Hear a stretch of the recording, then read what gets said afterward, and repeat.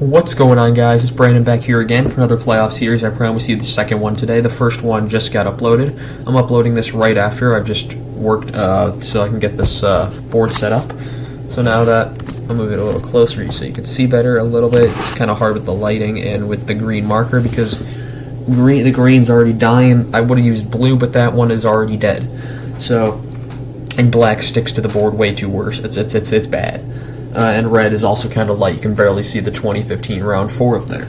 So, yeah, round 4, the last Stanley Cup I've seen in my lifetime for the Hawks. 2015 round 4 Stanley Cup final. Hawks number 3 seed in the Central, 102 points, face off against the number 2 seeded in the Atlantic, Tampa Bay Lightning, with 108 points, 1 point less than Anaheim. And this was another series I thought the Hawks were going to lose. I thought they were going to lose to Anaheim. I thought they were going to lose to Tampa. They beat both of them. How did it happen, though? I'll just say this might be the closest series I might have ever seen in my entire life. That the 2013 Bruins was close, but there were a lot of goals scored in that series, and there was only one game that was not a one-goal game, just like this series. And the Bruins won Game 3 of that series 2-0. Hawks won Game 6 of the series 2-0. Both series very similar in that aspect. Just there were a lot more goals scored in that series with the Bruins, which made it more exciting for me as a child, and watching this series was kind of like watching paint dry. But we'll get into that, so let's get right into it. Game 1. Hawks win 2-1 in a game that they should not have won. Alex Killorn makes it 1-0 in the first, with their 8th of the playoffs, and then no goals in the second, and then about 7 minutes left in the third, Teuvo Teravainen gets his third of the playoffs, with making it 1-1 in a minute and 58 seconds later, so about 5 minutes left in the period. Antoine Vermette makes it 2-1 with his third of the playoffs. So Hawks steal Game 1 2-1, and that holds up as the final score. Game 2, they lose 4-3, and the series started in Tampa as well, so they were on the road for the first time in the final. So Cedric Paquette makes it 1-0 with his second of the playoffs, and then in the second period, Andrew Shaw gets his 5th of the playoffs, and then in 2 minutes and 16 seconds later, it's Teuvo Teravainen again. Great series from him. Gets his 4th of the playoffs on the power play. Nikita Kucherov, then a minute and 32 seconds after that, gets his 10th of the playoffs, and to make it 2-2. And then Tyler Johnson, now with the Blackhawks, who just got traded there for Brent Seabrook's contract along with a second-round pick, gets his 13th of the playoffs. Tyler Johnson, there's a reason he has the contract that was such like a pain for Tampa and why it got moved on to Chicago. Johnson used to be an amazing goal scorer. There were times he scored multiple. I remember him scoring 4 goals in a game. His late game heroics were heroic. He had several 30. I remember a 30-goal season that year, almost 40, I think. He was incredible in the playoffs as well, with some last-minute heroics against Montreal, the number 1 seed in that division. So just some great playoffs out of Johnson. Pretty sure he led the playoffs in scoring as well. So he could have won the Conn Smythe, honestly. So yeah, Johnson gets his 13th, makes it 3-2, and then in the third, Brent Seabrook ties it with his 7th of the playoffs to make it 3-3, and then Jason Garrison makes it 4-3 for the Tampa Bay Lightning as they win, and Garrison's second on the power play. They win 4-3, series tied 1-1, heading back to Chicago. Game 3, they lose 3-2 in Chicago. Ryan Callahan gets on the board. This was at the end of his career. He had a good career. Makes it 1-0 with his second of the playoffs. And then Brad Richards makes it 1-1 with his third of the playoffs on the power play. And then no goals in the second. In the third, Brandon Saad makes it 2-1 with his 7th of the playoffs. And then 13 seconds later, Andre Palat responds with his 8th of the playoffs to make it 2-2. Then in the third, actually that was in the third, Cedric Paquette makes it 3-2 with his third of the playoffs as the Lightning kind of stole that one from Chicago. These games kind of offset each other. The Lightning just beat the Hawks here. And however, the Lightning wouldn't lose another game of that series. What was funny is this series also formatted exactly like the Bruins series. The Hawks win Game 1, they lose Game 2 and 3, and then win the rest of the games 4, 5, 6. Just like the Boston series, they won Game 1, they lose Game 2 and 3, and they win 4, 5, 6. Almost the exact same series, just with less goals. Game 4, Hawks win 2-1. No goals in the first. Jonathan Toews gets his 10th of the playoffs to make it 1-0. Alex Killorn then responds with his 9th of the playoffs to make it 1-1. Then in the third, it's Brandon Saad with his 8th of the playoffs to make it 2-1. and that's the final scores. No goals are scored in the third, and the Hawks win 2-1 and have tied the series going back to Tampa, which was the deciding game of the series. Game 5, Hawks win 2-1. In the first, on an absolute fluke. You gotta feel bad for Ben Bishop, who was goaltending for Tampa here. He had already gotten a bit injured in Game 4 on a collision, I'm pretty sure, or Game 3. It was one of those two. And he goes after the puck. He says he's going to play. He goes after the puck in the it was about 6 minutes left in the first, maybe 6-7 minutes left. It's a complete accident. Him and Hedman collided. Hedman's a big guy. In Bishop maybe 6'8", but not in gold pads. Yeah, Bishop is a very big guy. And him and Hedman collide. Those are two big guys. Hedman, and he just knocks over. He's basically done for the series. He plays game 6, but he was injured, and he played pretty well in Game 6 as well. So he wasn't 100%. He left the game. But Patrick Sharp gets the empty net goal as he gets around them. It wasn't really hard. They were both on the ground. His 5th of the playoffs, makes it 1-0. And lucky for me, I was on the good side of that. Then in the second period, it's Valtteri Filppula makes it 1-1 with his 4th of the playoffs. And that's his 3rd time facing Chicago in a playoff series. 2009 with the Red Wings, 2013 with the Red Wings, and now 2015 with the Lightning. And then in the third period, it's Antoine Vermette getting the game-winning goal again in a 2-1 game.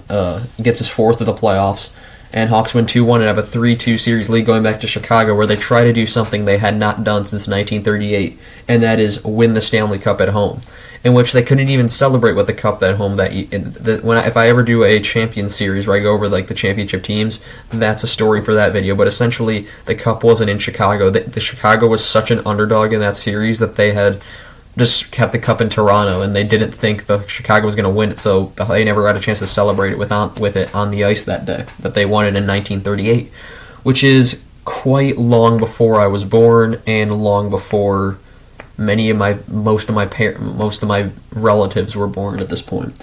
So Game 6, the Hawks win 2-0 and shut them out. Crawford shuts the door.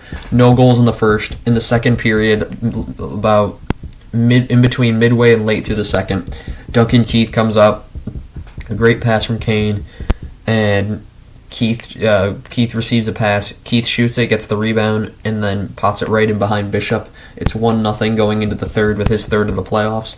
And with about 5 minutes and 43 seconds, I can almost remember that time on the clock, with in the third, Brandon Saad comes up the ice on a turnover. Saad drops it to Richards, and Richards with a no-look pass. Everyone knew Richards was passing it right over to Kane, right over Bishop. It's in 2-0.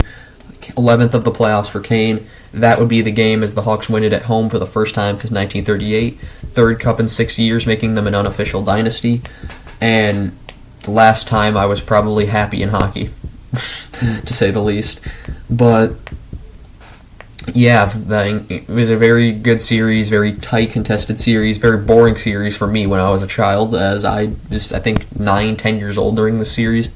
10 years old, because it was before my 11th birthday, that fall. So that's the series. Hawks win again in 6, 3 series in 6 in the final, and they win them all.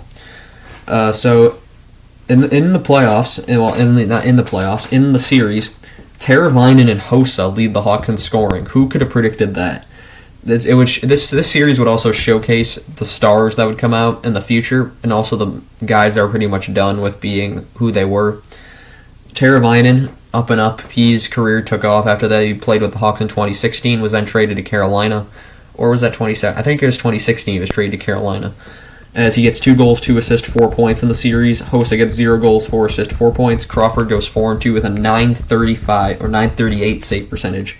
And then I was maybe wondering why I only have 2 people up here. That's because the next 7 guys had 3 points, and I wasn't writing all their names down, nor do I have the room to fit all their names down. On Tampa, it was Callahan and Hedman. Each had 4 points. Callahan had 1 goal, 3 assists, 4 points. Hedman, 0 goals, 4 assists, 4 points. Preview of what Hedman was going to be. A Norris winner, great leader. Then you have Filppula, 1 goal, 2 assists, 3 points. Garrison, 1 goal, 2 assists, 3 points. And then Kucherov, 1 goal, 2 assists, 3 points. Bishop 1-3 with a 924 save percentage, so he was excellent during the series. And then Vasilevsky, we've got a preview of what he would be 1-1 with a 917 save percentage. So you got Bishop's career would be go on for about 5 more years, not even, because he would be injured for a majority of 2020, so Hudobin would be playing. So you had Vasilevsky preview, Kucherov preview, Hedman preview, while on the Hawks you had Teravainen preview, and then a lot of members of the team would be gone due to the salary cap. Patrick Sharp would be shipped off to Dallas, Brandon Saad would go to Columbus.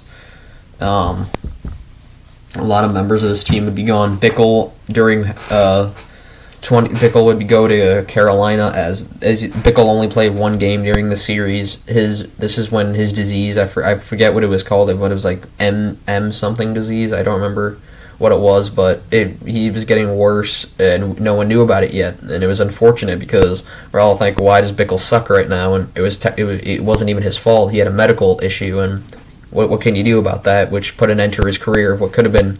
You already saw what he did in 2011, 2012, 2013, even a bit of 2014. He didn't really show up in 2015, but he was great for those 4 years specifically. And he could have had a much better career if disease hadn't caught up with him. But, yeah, that's really all I have for this. And then, so in the playoff points category, Kane has 11 goals, 12 assists, 23 points. Taves, 10 goals, 11 assists, 21 points. Keith, 3 goals, 18 assists, 21 points as he wins the Conn Smythe. It is my opinion that I believe that they purposely gave it to Keith because Taves won it in 2010, Kane won it 2013, Keith won it in 2015. Crawford probably could have won it in 2013. That's up for debate, but that's fine. That's why the 3 of them are in the top 100 players of all time. That's why all 3 of them will be having their number retired with the Blackhawks when they retire, and that's why all 3 of them will go to the Hockey Hall of Fame as soon as they can get in. They are 3 of the greatest players I've ever seen. Taves, not anymore. He was one of the greatest players I've ever seen. He's been heating up recently, though, so that's something. Keith at Edmonton, I haven't really seen him much. Hawks only played Edmonton once, and that was not a fun game to watch, as I couldn't watch that game either, so I only saw highlights.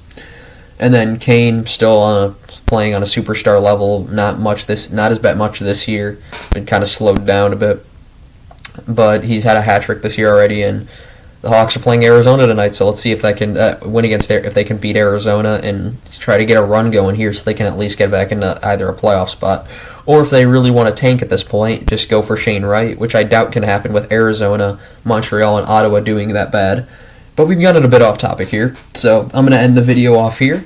That's all I have for you guys today. That was the 2015 playoffs. There's only going to be 4 more episodes of this series because the Hawks suck after this and can't get out of the first round, but those are going to be what-ifs for another day and series for the next 4 days. So yeah, that's all I have for you guys today. BFR coming tomorrow, playoff series coming tomorrow as we start 2016 and end 2016. Spoiler alert. But that's all I have for you guys today. I'll see you guys next time. Goodbye.